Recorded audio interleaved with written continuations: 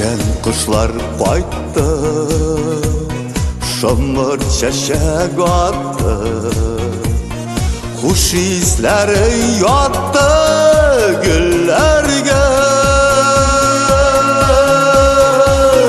Dikmingine kuaman, yalqınlarda yanar, kaldırdın sümine günlerge.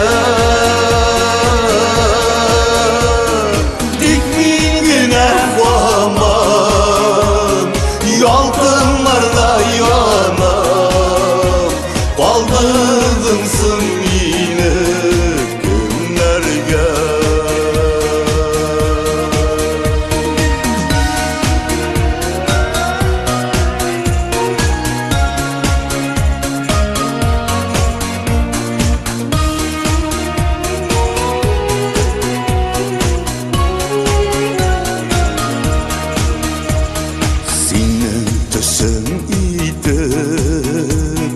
Senin tüsleydi, suyup qarın yazılım güllere.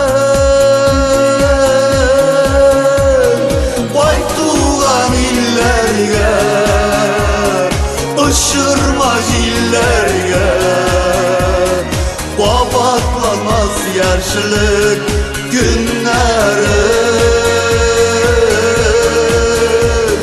Qaytuğan illerge,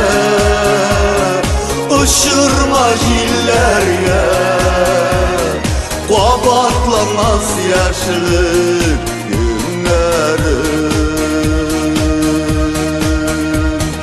Qabatlanmaz yaşlık